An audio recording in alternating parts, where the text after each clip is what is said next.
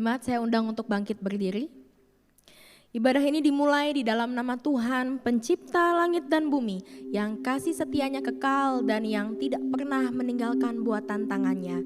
Turunlah kiranya atas kita anugerah dan damai sejahtera dari Allah Tritunggal, Allah Bapa, Allah Putra, dan Allah Roh Kudus. Amin.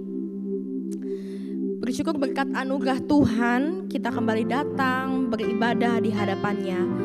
Marilah jemaat sekalian kita memuji dan menyembah Tuhan dengan sungguh-sungguh. Bernyanyilah dengan hati yang bergemar memuji Dia.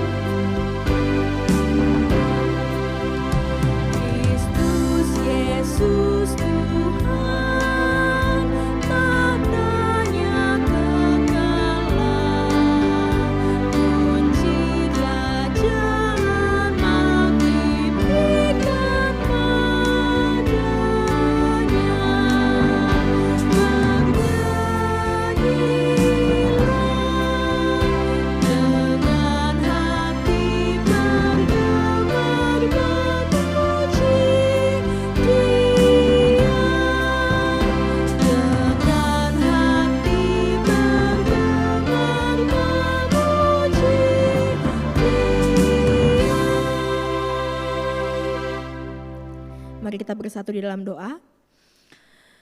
Tuhan Yesus, terima kasih ya Tuhan atas segala kasih yang Tuhan berikan dalam kehidupan kami. Tuhan, seringkali kami mendukacitakan hati Tuhan, namun kasih-Mu tidak pernah terlepas dari kehidupan kami. Pertolongan serta penyertaan-Mu selalu ada dalam kehidupan kami. Bahkan saat ini Tuhan memberikan kami sekali lagi kesempatan untuk boleh beribadah di hadapan-Mu. Bersyukur ya Tuhan untuk undangan yang Engkau telah berikan.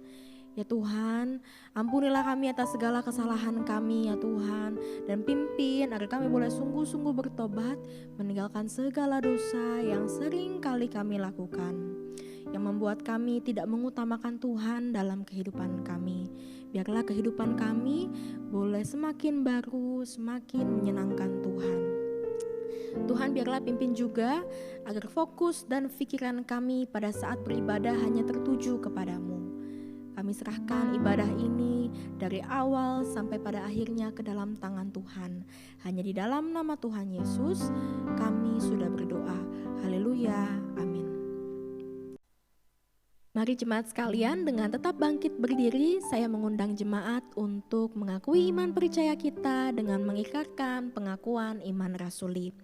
Aku percaya kepada Allah, Bapa yang Maha Kuasa, Khalik langit dan bumi, dan kepada Yesus Kristus, anaknya yang tunggal Tuhan kita, yang dikandung dari Roh Kudus, lahir dari anak darah Maria, yang menderita sengsara di bawah pemerintahan Pontius Pilatus, disalibkan, mati dan dikuburkan, turun ke dalam kerajaan maut, dan pada hari yang ketiga bangkit pula dari antara orang mati, naik ke sorga, duduk di sebelah kanan Allah, Bapa yang Maha Kuasa. Dan dari sana ia akan datang untuk menghakimi orang yang hidup dan yang mati. Aku percaya kepada Roh Kudus, gereja yang kudus dan am, persekutuan orang kudus, pengampunan dosa, kebangkitan tubuh, dan hidup yang kekal. Amin. Jemaat dipersilakan untuk duduk kembali. Marilah kita mempersiapkan hati kita untuk mendengarkan khotbah yang akan disampaikan oleh Bapak Pendeta Fri Suhandi. Firman Tuhan tidak pernah berubah. Firman Tuhan satu-satunya penolong dan penopang bagi hidup kita. Biarlah kita boleh meminta pertolongan Tuhan saat ini agar firman Tuhan boleh terus kita ingat dan boleh kita lakukan dalam kehidupan kita sehari-hari. Kusiapkan hatiku Tuhan untuk dengar firman-Mu.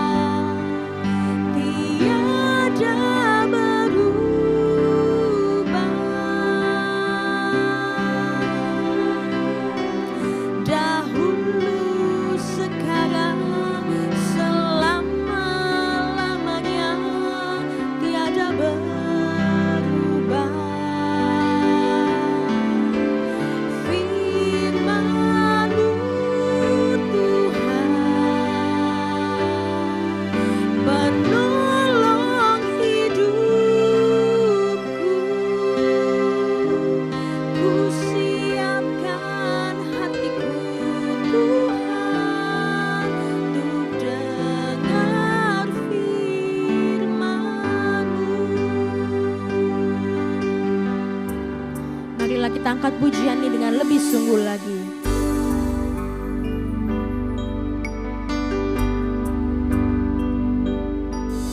Kusiapkan hatiku Tuhan untuk dengar firman-Mu saat ini.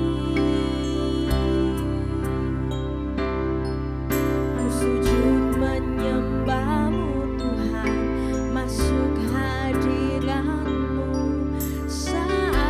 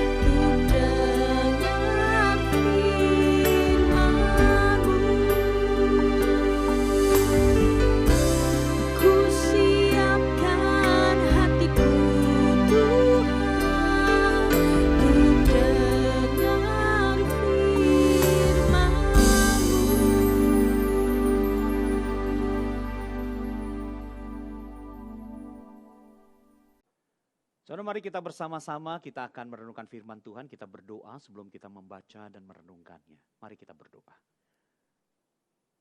Tuhan, berikanlah kepada kami hati seorang murid, supaya ketika sebentar lagi firman-Mu yang akan kami baca, akan kami renungkan, boleh sungguh-sungguh tertanam di dalam hati kami dan bahkan berbuah di dalam kelakuan hidup kami.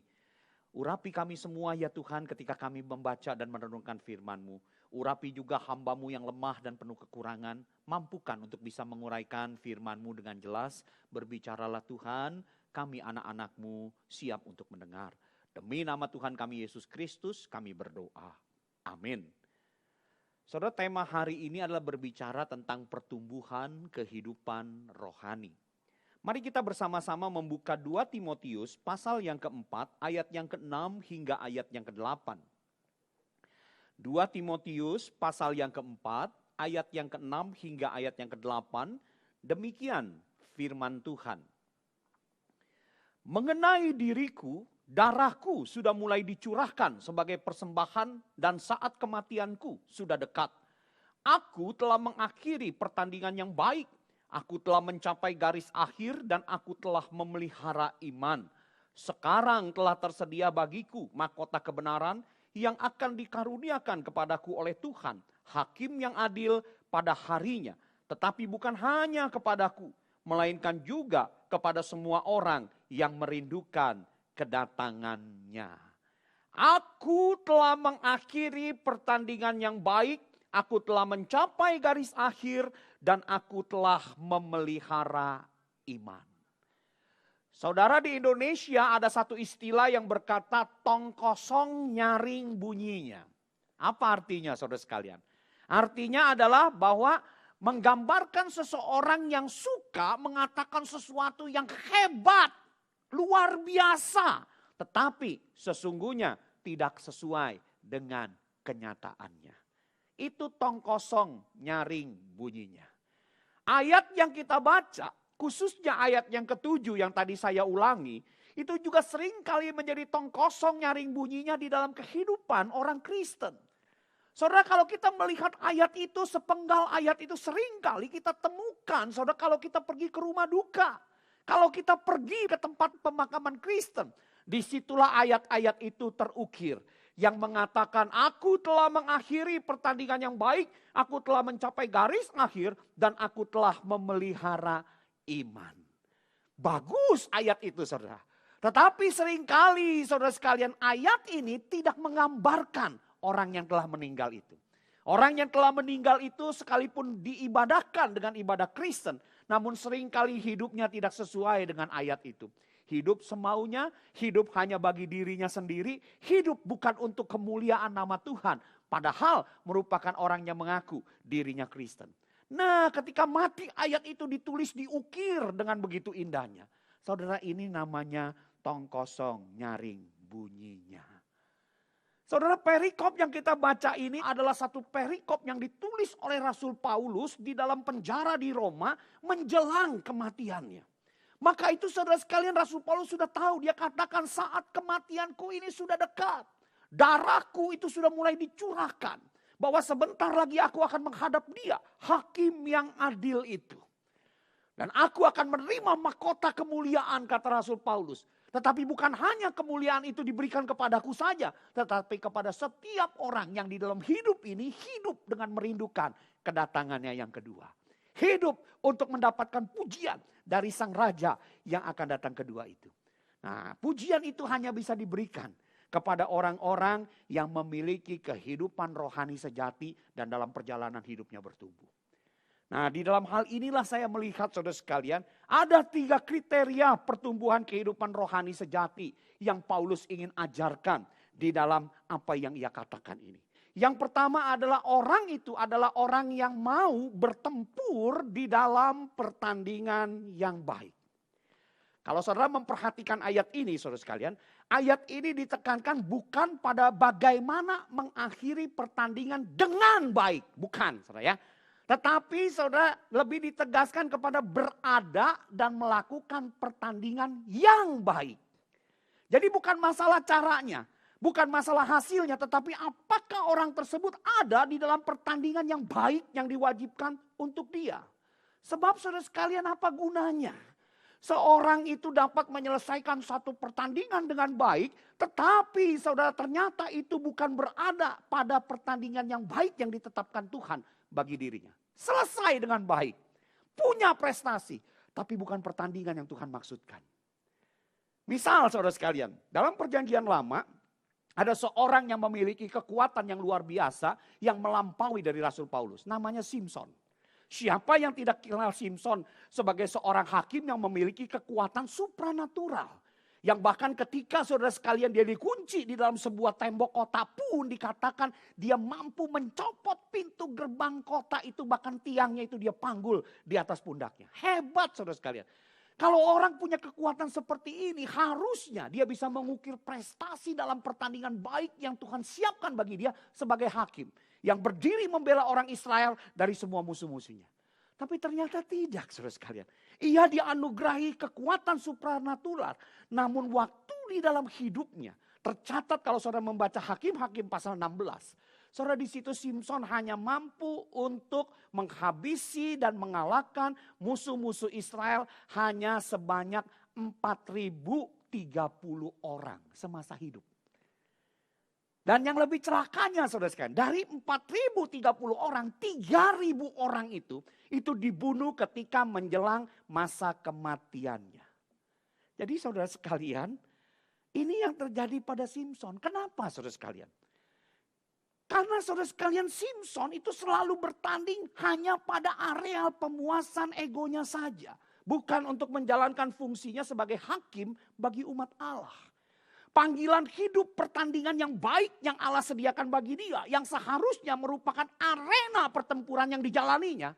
Tetapi sayang saudara sekalian, semua itu dijalaninya sebagai arena permainan bagi kesenangan diri sendiri. Itu Simson.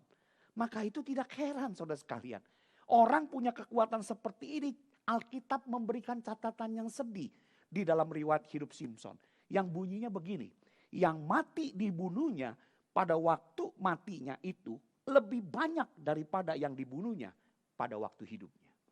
Harusnya kalau punya kekuatan seperti itu, bunyinya mestinya yang mati dibunuhnya itu lebih banyak pada waktu dia hidup daripada matinya. Tapi ternyata memberi catatan yang terbalik. Saudara, berbeda dengan Rasul Paulus. Panggilan hidup Rasul Paulus kalau saudara membaca kitab Kisah Rasul itu jelas. Dia sebagai seorang yang ditetapkan Allah untuk menjadi rasul bagi orang bukan Yahudi. Yang dikatakan oleh Allah bahwa orang ini adalah alat pilihan yang akan mengabarkan Injil kepada orang bukan Yahudi dan kepada raja-raja. Dan akan menanggung penderitaan yang begitu besar karena Injil itu panggilan Allah bagi dia. Maka itu saudara, ketika dia tahu itu panggilan Allah, saudara, dalam perjalanan hidup Rasul Paulus, ia bertarung dengan berani sebagai rasul bagi orang bukan Yahudi. Dan dia terus lakukan pelayanan itu. Bahkan ia siap mengakhiri kematiannya di Roma.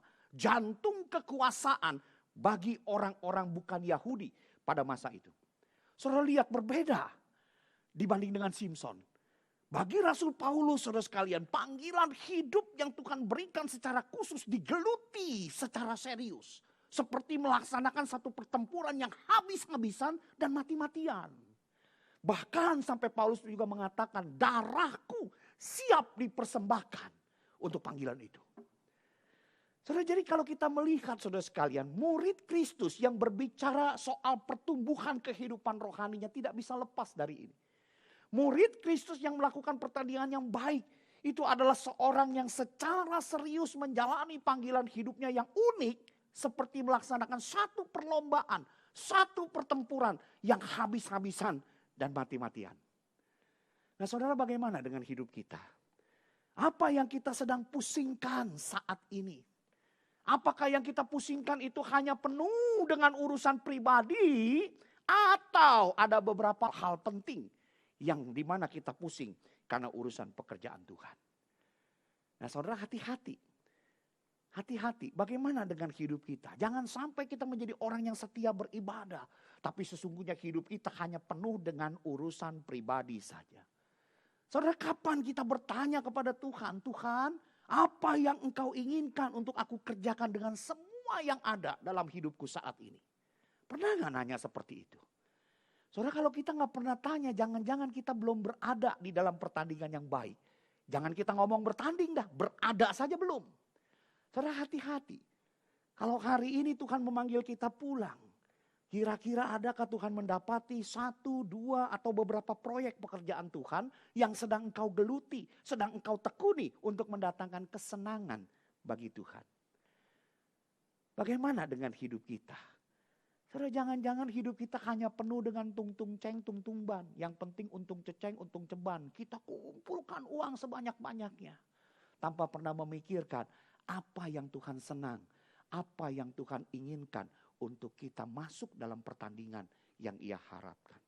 Saudara, orang yang Kristen yang seperti ini, itu adalah orang Kristen yang seharusnya akan memperoleh kehidupan akhir tanpa kemuliaan. Sekalipun di batu nisannya dia berani mengukir, aku telah mengakhiri pertandingan yang baik, aku telah mencapai garis akhir, dan aku telah memelihara iman. Tulisan itu, saudara sekalian, hanya tong kosong yang nyaring bunyinya. Saudara, hari ini bagaimana dengan hidup kita? Sudahkah kita berada di dalam pertandingan yang baik yang Tuhan inginkan untuk kita lakukan pertarungan di sana dengan serius? Itu hal yang pertama.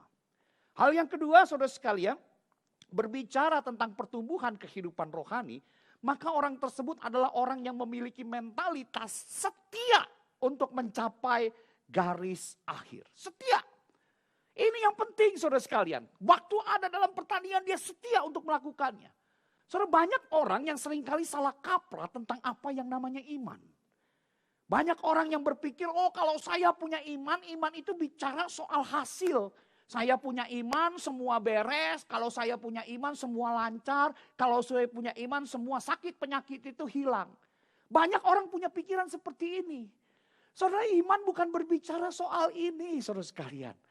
Iman itu bukan berbicara soal hasil. Tapi iman berbicara tentang respon. Hasilnya, saudara, mungkin tidak seperti yang kita harapkan dan kita inginkan. Tetapi berbicara soal iman, itu berbicara bagaimana respon kita ketika itu Tuhan izinkan terjadi dalam kehidupan kita. Saudara, tidak selalu iman yang benar menghasilkan jalan hidup yang mulus dan lancar. Kalau kita melihat Rasul Paulus, saudara sekalian, apa kurangnya dia? Dalam kehidupan iman, saudara, kalau boleh saya katakan, dia menuai hasil dari imannya itu bukan sesuatu yang diharapkan secara manusiawi. Karena memang saudara sekalian, iman itu bukan tentang hasil, tetapi tentang respon.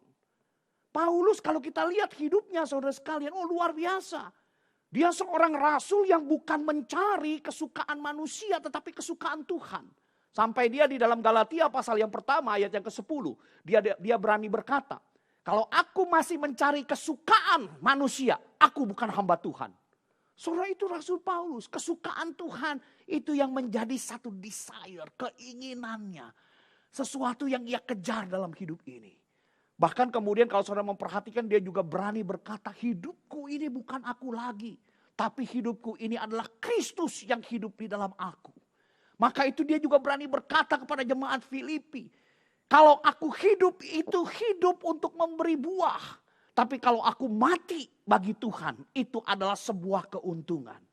Bahkan bagi Rasul Paulus, saudara sekalian, pengenalan akan Tuhan jauh lebih penting daripada kesuksesan masa lalunya. Sampai dia mengatakan kesuksesan masa lalu itu ketika aku lihat di dalam kacamata pengenalan akan Tuhan itu seperti sampah. Walaupun masa lalunya dia seorang yang hebat. Karena bagi dia memperoleh pengenalan akan Kristus jauh lebih penting daripada semua hal itu. Bahkan saudara sekalian, di dalam perikop ini yang kita baca, dia katakan bahwa demi untuk pelayanannya, dia rela untuk mencucurkan darah dan darahnya tertumpah untuk pelayanan pekabaran Injil itu. Nah, saudara, apa kurangnya Rasul Paulus? Imannya luar biasa. Namun sekalipun demikian, saudara, ada banyak kepahitan hidup dalam pelayanan yang Paulus alami. Kalau saudara membaca 2 Timotius terus sampai ke belakang, saudara akan melihat di dalam masa-masa yang dimana dia seharusnya membutuhkan pendampingan, saudara, dikatakan dia ditinggalkan oleh rekan-rekan sepelayanannya Karena mereka itu ada yang undur dari panggilannya, atau karena mereka itu ada tugas pelayanan di tempat lain. Oh, saudara sekalian, rasul yang luar biasa, hidup hanya untuk Tuhan itu mengalami kesepian. Bukan hanya sepi loh saudara sekalian. Dia juga mengalami kesengsaraan. Dia dipenjara, dia dianiaya, diperlakukan dengan tidak baik karena Injil. Tapi dia tetap terima itu dengan hati yang gigih. Ia mengalami kesendirian saudara sekalian. Di dalam penjara Roma ketika ia akan dihakimi, tidak ada pendampingan di saat menghadapi kondisi yang sangat menekannya. Namun saudara perhatikan, sekali lagi saudara sekalian, iman bukan bicara soal hasil, tapi berbicara soal respon. Dan Rasul Paulus di dalam pergumulan yang seperti ini, Paulus tetap memiliki respon yang benar. Ia tetap berjuang dalam segala kesulitan yang ada untuk tetap setia sampai di garis akhir. Maka itu saudara saya berani mengatakan, titik perjuangan iman yang tertinggi itu adalah ketika kita memilih tetap berjalan di dalam langkah iman dan kesepian untuk menyelesaikan pergumulan panggilan hidup kita yang unik. Saudara, itu titik perjuangan iman yang tertinggi. Maka itu kalau kita memperhatikan misalnya Tuhan Yesus Kristus. Saudara, titik perjuangan yang tertinggi dari Tuhan Yesus yaitu adalah ketika dia ingin menyelesaikan garis akhir yang diwajibkan Allah Bapa kepadanya. Ketika dalam kesendirian dia di Getsemani, dia berkata, "Ya Bapa, kalau boleh cawan ini lalu daripadaku." Sambil keringat itu mengucur bagaikan tetesan darah. Tetapi sekali lagi di dalam respon yang terindah di hadapan Bapa dia berkata, "Namun jangan kehendakku ya Bapa, tapi kehendakmulah yang jadi." Saudara, itu titik perjuangan iman yang tertinggi. Dalam kesepian dia berdoa, dan setelah dia berdoa dia menjalani satu kesepian. Menyusuri jalan Via Dolorosa, penderitaan yang luar biasa menuju salib sendirian. Saudara, itu yang Tuhan terima. Itu yang Tuhan lakukan bagi engkau dan saya. Maka kalau hari ini Tuhan meminta hal yang sama, bukanlah sesuatu yang terlalu mahal untuk kita kerjakan. Karena apa yang dikorbankan Allah jauh lebih besar daripada apa yang bisa kita korbankan, bahkan kita persembahkan sampai panggilan hidup kita itu berakhir. Maka itu saudara sekalian, berbicara tentang iman yang hidup, iman yang bertumbuh, iman yang hidup itu adalah iman yang senantiasa memiliki respon yang benar terhadap segala pergumulan panggilan hidup hingga di garis akhir kehidupan. Setia sampai garis akhir. Itu tandanya kehidupan rohani yang bertumbuh. Saudara, satu hari saudara sekalian ada seorang pemuda dalam keputusasaan, kegalauan hidupnya dia pergi menemui seorang pendeta tua yang tinggal di sebuah rumah tua dekat pantai yang indah untuk mendapatkan nasihat atas segala kejadian yang telah menimpa hidupnya. Dia mengatakan kepada pendeta itu bahwa kehidupannya ini sudah hancur berkeping-keping dan tidak ada lagi harapan. Dia sudah salah mengambil langkah dan tidak mungkin dia kembali. Maka sang pendeta tua yang mendengarkan segala curhat anak muda ini dengan bijaksana, dengan arif, sekian lama dia dengar dan dia berkata, "Anakku, hari sudah sangat siang. Mari kita makan dulu." Dan pendeta itu memberikan pemuda itu 2 ekor ikan goreng. Yang satu terasa asin sekali, sedangkan yang satu tawar sekali. Nah, saudara, mereka menyantap makanan itu, si pemuda juga menyantap ikan yang disediakan. Dan sesudah selesai makan, si pendeta ini bertanya, "Nak, coba kamu perhatikan, mengapa ikan yang satu itu asin sekali dan yang satu lagi tidak?" Si pemuda ini cukup cerdas, dengan cepat dia langsung berkata, "Ya karena yang asin itu digarami dan yang satu lagi yang tawar tidak digarami." Kemudian Pak Pendeta ini dengan bijak berkata, betul sekali apa yang kamu katakan. Tapi saya mau kasih tahu, ikan pada dasarnya dagingnya itu tawar. Karena selama hidup, walaupun dia hidup di dalam air laut yang asin, ia tidak akan menjadi asin. Karena ketika dia hidup, dia bisa menetralisir segala air laut itu untuk tidak mengasinkan badannya. Tetapi ketika ikan itu mati dan kemudian ditaruh di air yang asin, maka dia akan menjadi ikan asin. Hanya ketika ikan tersebut mati, dengan mudahnya tubuhnya itu dapat menjadi asin. Nak, aku mau tanya, apakah hari ini rohanimu mati? Apakah hari ini rohanimu sudah mati? Jika engkau takluk dan dikuasai oleh pahitnya keadaanmu, tandanya rohanimu telah mati sekalipun tubuhmu masih hidup. Tetapi jika engkau masih mau berespon untuk menghadapi pahitnya keadaanmu, tandanya rohanimu masih hidup sekalipun tubuhmu ada dalam kondisi setengah mati. Saudara, bagaimana dengan hidup kita? Kita menjadi orang yang bisa selalu berespon untuk menyenangkan Tuhan dalam segala keadaan sampai di garis akhir atau tidak. Itu menjadi petanda dari pertumbuhan kehidupan rohani yang sejati dalam hidup kita.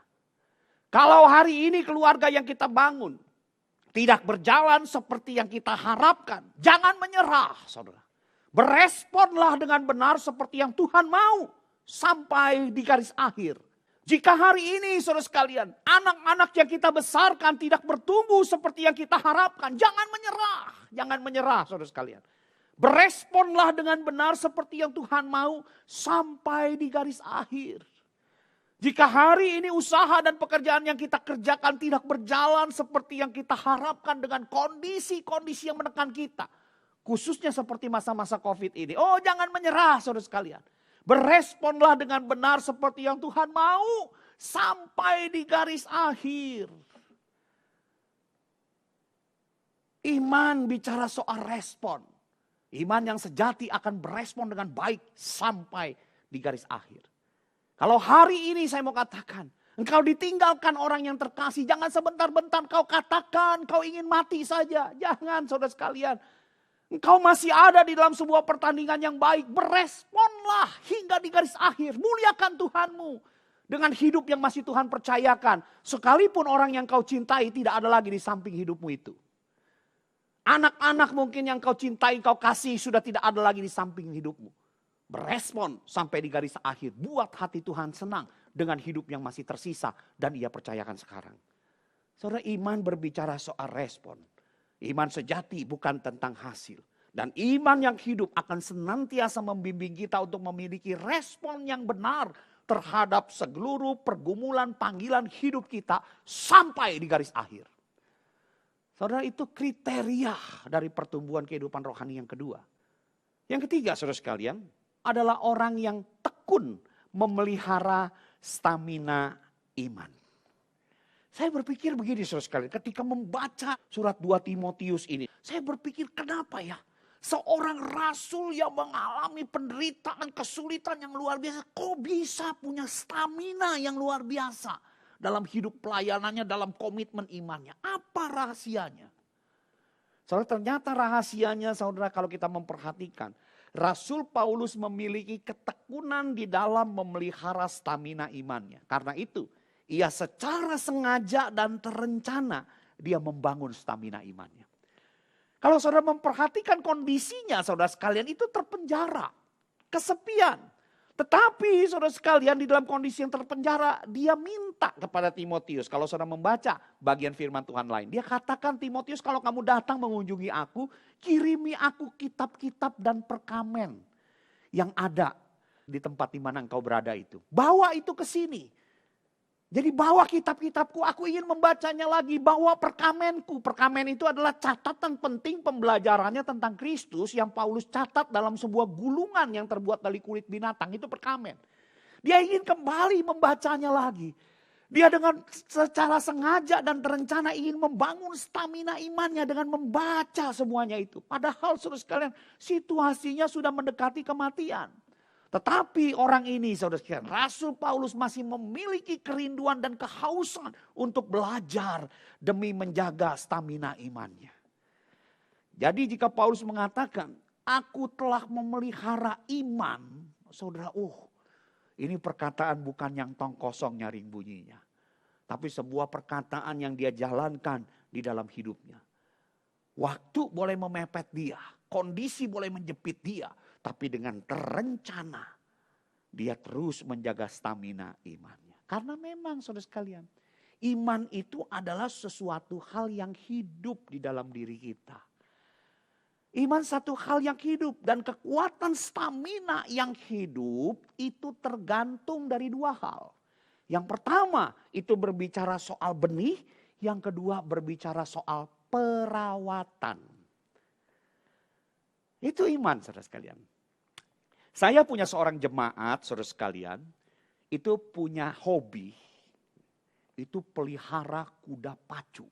Wah saudara itu kuda pacu itu luar biasa loh saudara sekalian.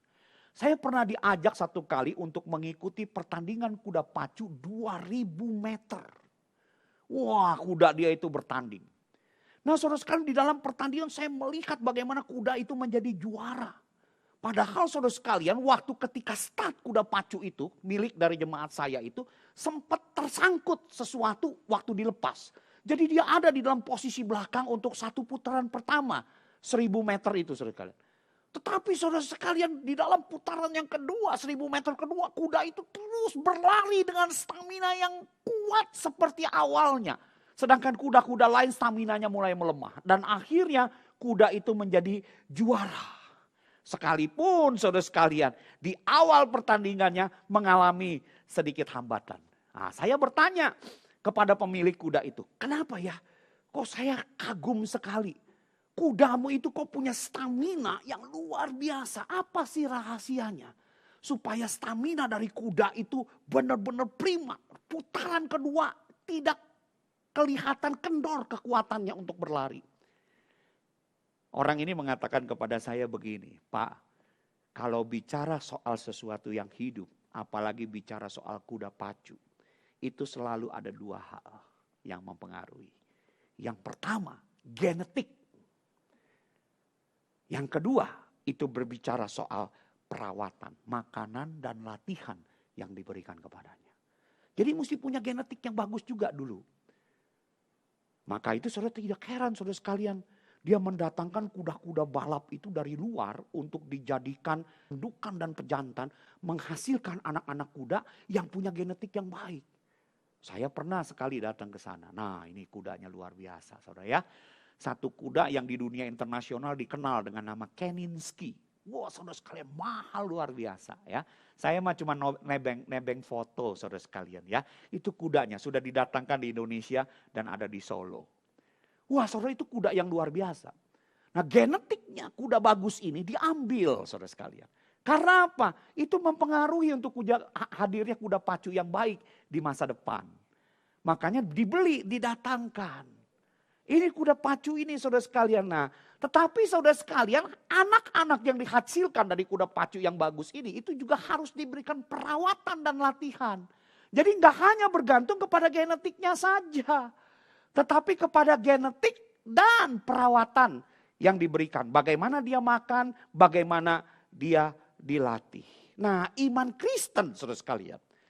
Kalau berbicara soal iman Kristen, maka iman Kristen itu adalah satu iman yang memiliki benih yang teramat baik. Karena dihasilkan bukan dari kekuatan manusia, bukan dari keinginan manusia, tapi dihasilkan dari pemberian karunia Roh Kudus. Jadi Allah yang menaruh benih itu, bukan karena usaha manusia. Nah jika iman ini saudara sekalian itu berasal dari Roh Kudus, maka secara benih, iman itu adalah memiliki benih yang terbaik. Yang ditaruh Allah di dalam hidup kita. Nah, jika iman yang baik seperti ini tidak bertumbuh atau bertumbuh tetapi kerdil seperti bonsai atau bertumbuh seperti iman yang kita kenal sebagai iman tomat, sebentar tobat, sebentar kumat, lah maka pastilah yang salah saudara bukan benihnya.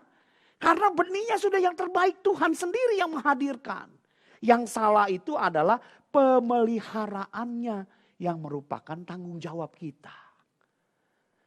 Karena berbicara soal benih iman, saudara sekalian, benih iman itu berasal dari Tuhan.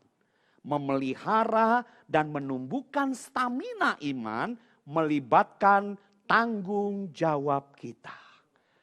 Saudara sekalian, seringkali iman kita itu menjadi sakit. Bukan karena benihnya tidak baik, saudara. Tetapi karena di dalam perawatannya kita melalaikan tanggung jawab kita untuk memeliharanya. Paulus tidak. Paulus tidak demikian. Ia mengatakan bahwa ia telah memelihara iman dan ia tunjukkan itu di dalam kehidupannya. Kondisinya sudah di ujung tanduk, darah sudah mulai tercurah, di penjara, kesepian. Tapi dia tetap ingin belajar tentang kebenaran iman. Dari kitab-kitabnya, dari perkamennya yang minta untuk dibawakan. Nah saudara, bagaimana dengan kita?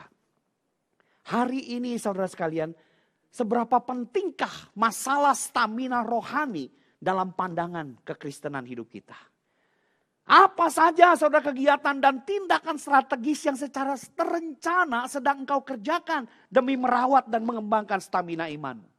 Masih gak membaca Alkitab secara rutin?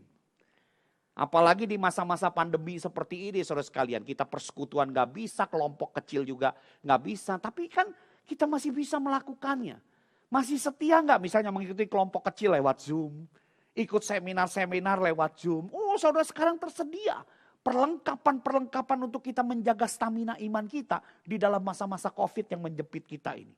Seminar-seminar itu bertebaran di mana-mana untuk memperlengkapi stamina iman kita. Nah saudara, masih enggak saudara menyediakan waktu untuk hal-hal seperti itu? Secara terencana dan sengaja menjaga stamina iman itu. Saudara jangan pernah lupa saudara sekalian. Iman selalu ada di medan pertempuran. Yaitu untuk mengalahkan dunia atau dikalahkan dunia. Saudara, memelihara stamina iman itu, wah saudara sekalian, itu ilmu tingkat tinggi saudara. Karena belajarnya harus setiap hari, latihannya harus setiap saat, ujiannya sering mendadak dan sekolahnya seumur hidup saudara. Itu kondisi iman. Maka iman selalu ada di medan pertempuran di sepanjang kehidupan kita. Yaitu untuk kita mengalahkan dunia atau dikalahkan dunia. Saudara, bagaimana dengan hidup kita? Hari ini kita belajar dalam kehidupan Rasul Paulus. Yang dengan gagah dia berani berkata, aku telah mengakhiri pertandingan yang baik. Aku telah mencapai garis akhir dan aku telah memelihara iman. Saudara, tanpa pertempuran iman, maka tidak ada mahkota kemuliaan bagi seorang pejuang iman. Dan seorang pejuang iman yang baik, dia akan layak menerima mahkota kemuliaan. Karena apa saudara sekalian? Karena dia sudah bertempur pada pertandingan yang baik itu. Dia sudah setia mencapai garis akhir. Dia tekun memelihara imannya.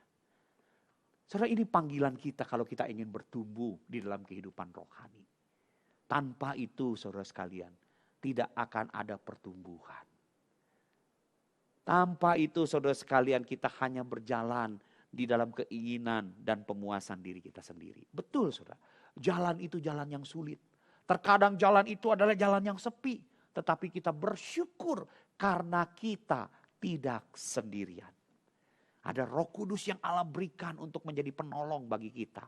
Pendamping bagi kita, penguat bagi kita. Ketika kita harus mengambil tindakan-tindakan, respon-respon yang sesuai dengan kehendak Allah. Namun itu sangat menyakitkan bagi kehidupan kita. Ada Roh Kudus yang akan menopang kita.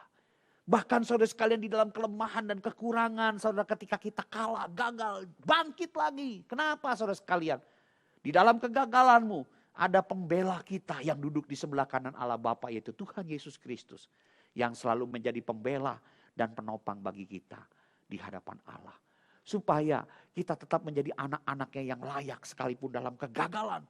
Kita tetap bangkit lagi hingga mencapai garis akhir. membuat Tuhan tersenyum dalam pertandingan hidup kita. Biarlah firman Tuhan ini boleh menolong kita, memberikan kita kekuatan untuk kita menjadi orang yang mengalami pertumbuhan kehidupan rohani dalam hidup kita sebagai orang Kristen. Bukan orang Kristen yang tong kosong nyaring bunyinya. Mari kita bersama-sama kita berdoa. Bapa di dalam sorga, kami mengucap syukur buat firman-Mu. Tolong kami untuk menjadi pelaku firman-Mu.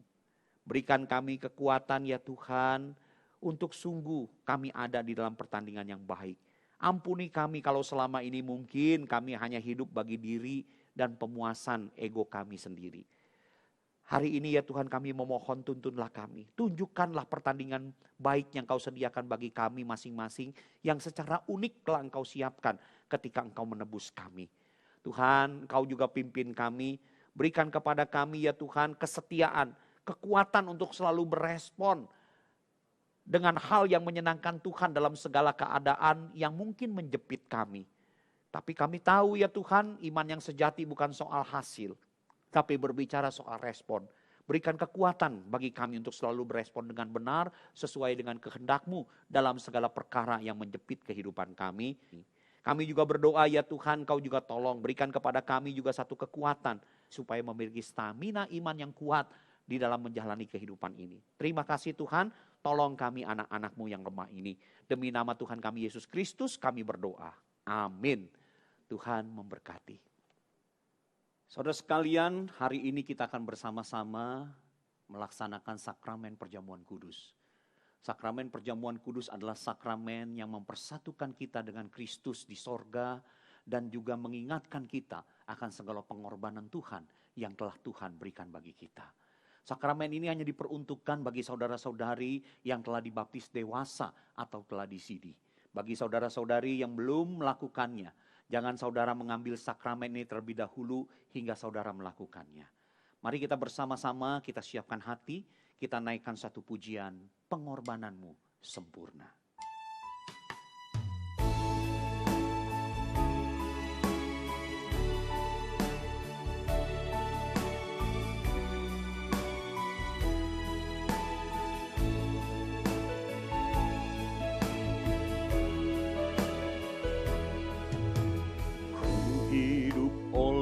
Anugerah-Mu yang terbaik ku terima dari-Mu. Rancangan-Mu indah bagiku, sebab ku hidup selalu di dalam-Mu. Tiada pernah ku meragukan bukti kasih dan karya salib-Mu. Kau telah mati gantikan hidupku, sebab itu ku selalu bersyukur. Kasih-Mu memulihkan hidupku, kuasa-Mu membangkitkan rohku. Darah-Mu telah tercurah bagiku, pengorbanan-Mu sempurna. Kasih-Mu memulihkan hidupku, kuasa-Mu membangkitkan rohku. Darah-Mu telah tercurah bagiku, pengorbanan-Mu sempurna. Pengorbanan-Mu sempurna. Pengorbanan-Mu sempurna. Saya akan bacakan satu bagian firman Tuhan sebagai petunjuk untuk kita mengikuti sakramen perjamuan kudus ini. 1 Korintus pasal yang ke-11 ayat yang ke-27 hingga 29 berbunyi demikian. Jadi barang siapa dengan cara yang tidak layak makan roti atau minum cawan Tuhan, ia berdosa terhadap tubuh dan darah Tuhan. Karena itu hendaklah tiap-tiap orang menguji dirinya sendiri, dan baru sesudah itu ia makan roti dan minum dari cawan itu. Karena barang siapa makan dan minum tanpa mengakui tubuh Tuhan, ia mendatangkan hukuman atas dirinya. Saudara, sebelum nanti kita akan menerima roti dan anggur, kita akan bersama-sama terlebih dahulu menguji diri kita di hadapan Tuhan. Kita mengambil waktu sejenak di hadapan Tuhan, kita berdoa secara pribadi. Apabila ada dosa, ada kemarahan, ada kebencian yang masih kita simpan, mari kita selesaikan di hadapan Tuhan. Mohon Tuhan memberikan kekuatan bagi kita untuk menyelesaikannya semua itu. Mari kita bersama-sama kita tunduk kepala di hadapannya, memeriksa diri kita masing-masing.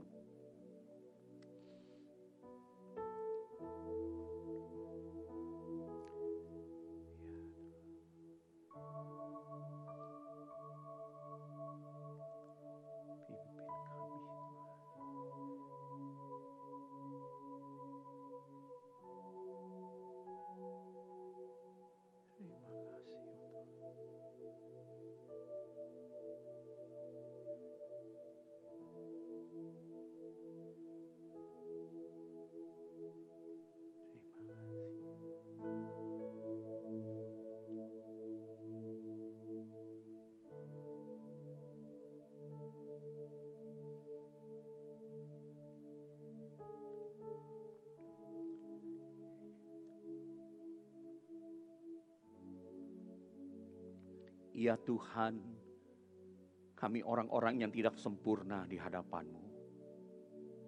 Hari ini kami datang ya Tuhan, di hadapan meja sakramen perjamuan kudus-Mu, yang mengingatkan kami akan pengorbanan-Mu untuk menebus hidup kami. Supaya kami tidak lagi hidup bagi diri kami sendiri, melainkan hidup bagi Tuhan dan mati bagi kemuliaan Tuhan. Namun kami menyadari ya Tuhan, kami bukan orang-orang yang sempurna. Kami seringkali jatuh bangun di dalam proses pengudusan ini.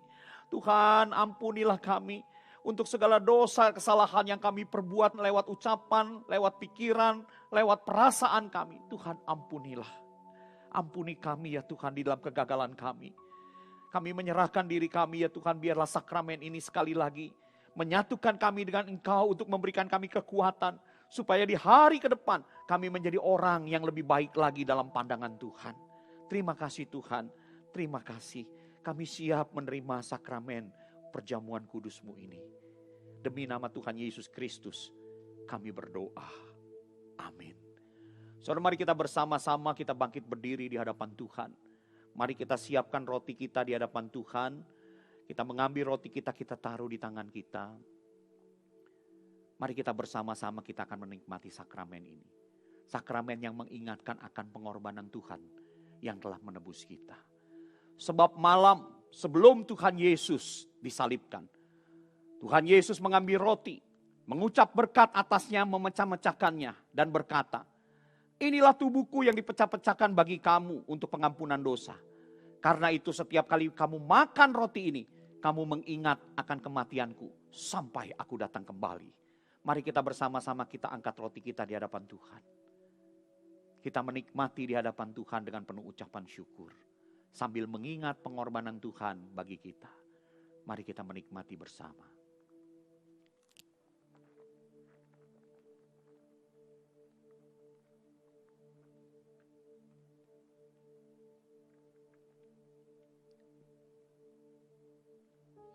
Setelah makan, Tuhan Yesus mengambil cawan yang berisi air anggur.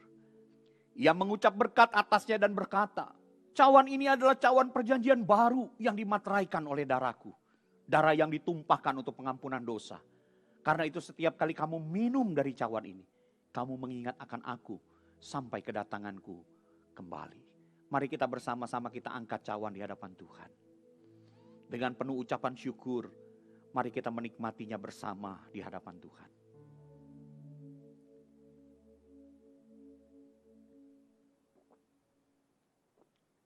Mari kita tundukkan kepala, kita berdoa. Tuhan, terima kasih untuk sakramen perjamuan kudus yang boleh kami terima hari ini.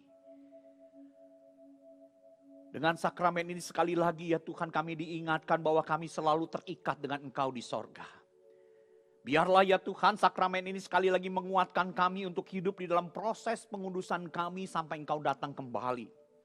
Supaya apapun yang terjadi dalam hidup kami boleh menjadi orang-orang yang selalu berespon untuk menyenangkan hati Tuhan dalam setiap keadaan yang Engkau izinkan untuk kami dapati dan terima. Tuhan, tolong kami ya Tuhan. Biarlah hidup kami ini ke depan menjadi hidup yang sungguh diabdikan hanya bagi Tuhan. Terima kasih ya Tuhan, terima kasih. Nama-Mu dipermuliakan di dalam hidup kami maupun mati kami. Demi nama Tuhan kami Yesus Kristus, kami berdoa. Amin. Kita tutup perjamuan kudus ini, kita sekali lagi naikkan ucapan syukur dengan pujian pengorbanan sempurna. Biarlah ini boleh menjadi doa kita di hadapan Tuhan.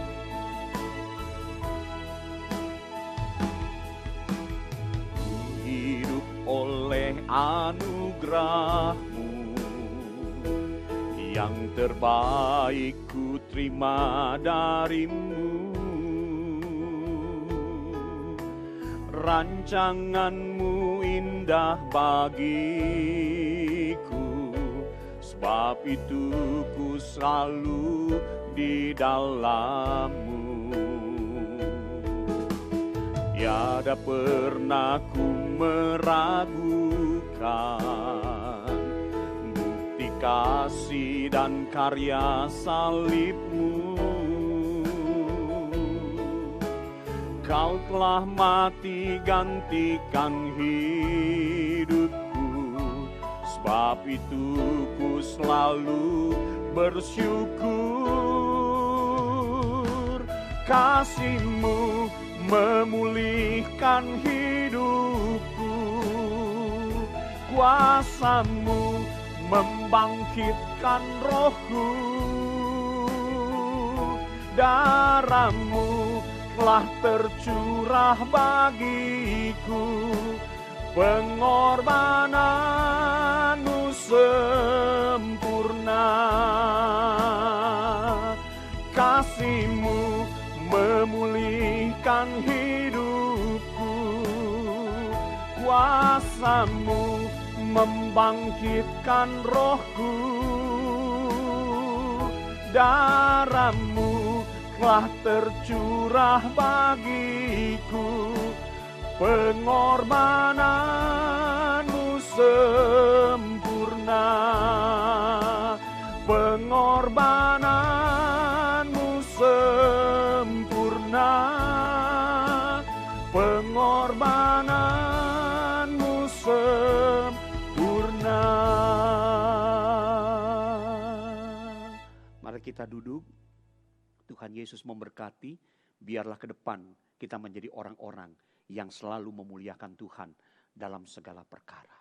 Tuhan Yesus.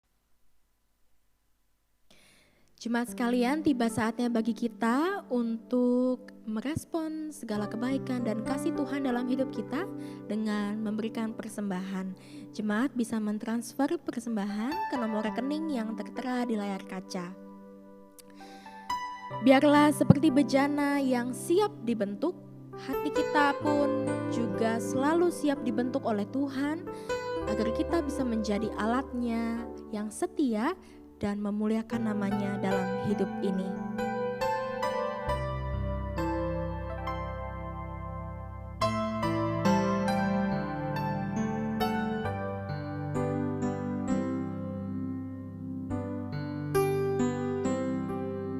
Bagaikan bejana siap dibentuk, demikian hidupku di tangan-Mu. Dengan urapan kuasa Roh-Mu, ku dibaharui selalu. Jadikanku Allah dalam rumah-Mu, inilah hidupku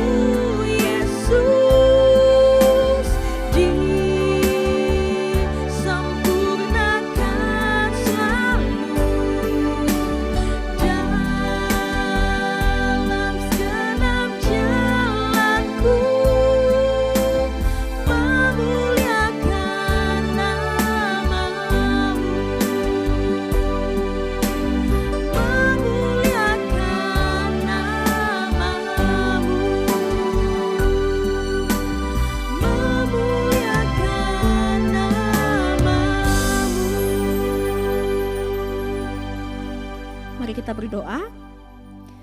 Tuhan Yesus, saat ini kami ingin mengungkapkan segala rasa syukur kami atas kasih berkat pemeliharaan Tuhan dalam hidup kami melalui persembahan. Ya Tuhan, biarlah Tuhan pimpin persembahan ini agar boleh memperbesar dan memperluas pekerjaan Tuhan melalui gereja kami. Tuhan juga pimpin kami ya Tuhan, agar kami terus boleh setia menjadi anak-anak Tuhan yang mau bertumbuh di dalam Tuhan, agar iman kami semakin kuat dan kami boleh menjadi alat yang baik di hadapan Tuhan, alat yang memuliakan nama Tuhan di tengah-tengah dunia ini. Tuhan yang memiliki dunia ini, Tuhan yang empunya dunia ini. Kami juga berdoa ya Tuhan untuk seluruh dunia dan juga untuk negeri kami Indonesia ya Tuhan. Tuhan Yesus, pimpinlah kami ya Tuhan, agar kami boleh terus kuat menjalani hari-hari dalam hidup ini. Dan kami juga memohon belas kasihan Tuhan untuk sekiranya boleh menyelesaikan pandemi COVID-19 ini ya Tuhan. Namun biarlah kehendak-Mu saja yang terjadi ya Bapa. Pimpin setiap orang-orang yang mungkin terdampak dari pandemi COVID-19 ini ya Tuhan. Mungkin ada yang pusing soal hal ekonomi, mungkin ada yang sakit, atau mungkin juga ada yang stres ya Tuhan. Tuhan pimpin kami ya Tuhan, kami semua, agar kami boleh Tuhan terus berikan kekuatan. Sembuhkanlah kami dan pulihkanlah kami ya Tuhan. Berkati juga ketika kami masuk era new normal ya Tuhan. Banyak dari kami yang sudah beraktivitas dan bekerja di luar rumah. Tuhan yang senantiasa kiranya boleh melindungi kami. Jauhkanlah kami ya Tuhan dari segala sakit penyakit dan juga dari segala mara bahaya ya Tuhan. Berkati setiap anak-anak Tuhan, agar kami boleh terus punya iman yang kuat, agar kami terus boleh percaya dan berserah kepada Tuhan dalam menjalani hidup ini. Tuhan Yesus, inilah doa-doa kami ya Bapa. Biarlah Tuhan yang boleh menjawab sesuai dengan waktu-Mu saja dan sesuai dengan rencana-Mu. Kami alaskan segala doa-doa kami di dalam nama Tuhan Yesus yang sudah mengajarkan kami berdoa. Bapa kami yang di surga, dikuduskanlah nama-Mu, datanglah kerajaan-Mu, jadilah kehendak-Mu di bumi seperti di surga. Berikanlah kami pada hari ini makanan kami yang secukupnya. Ampunilah kami akan segala kesalahan kami, seperti kami juga mengampuni orang yang bersalah kepada kami. Dan janganlah membawa kami ke dalam pencobaan, tetapi lepaskanlah kami daripada yang jahat, karena Engkaulah yang mempunyai kerajaan dan kuasa dan kemuliaan sampai selama-lamanya. Amin.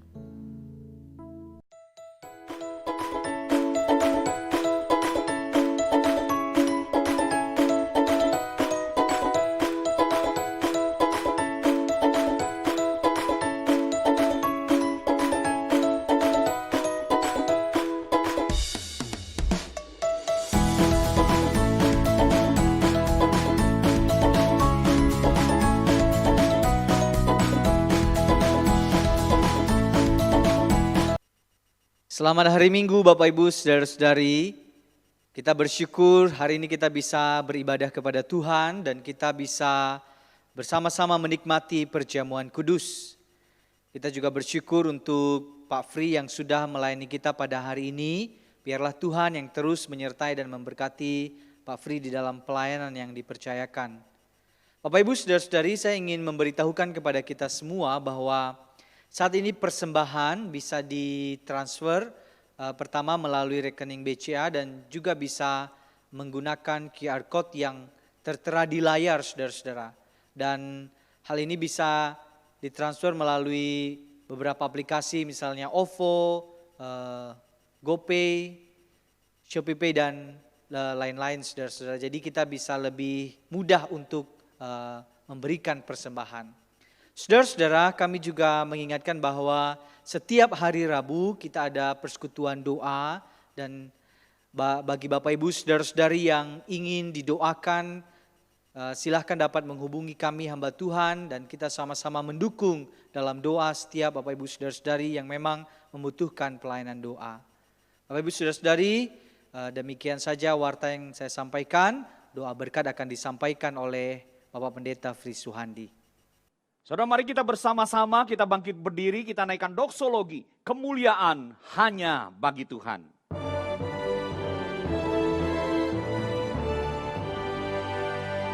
Puji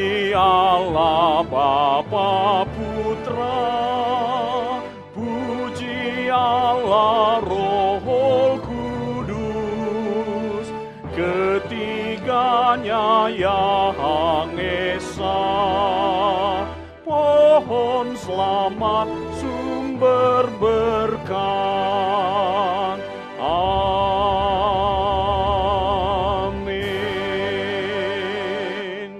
Pulanglah jemaat sekalian dan terimalah berkat dari Tuhan Allah kita. Tuhan memberkati engkau dan melindungi engkau. Tuhan menyinari engkau dengan wajahnya dan memberi engkau kasih karunia. Tuhan menghadapkan wajahnya kepadamu dan memberi engkau damai sejahtera. Amin. Amin.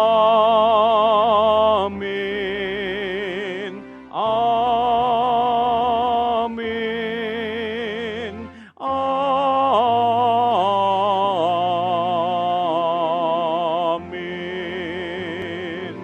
Amin.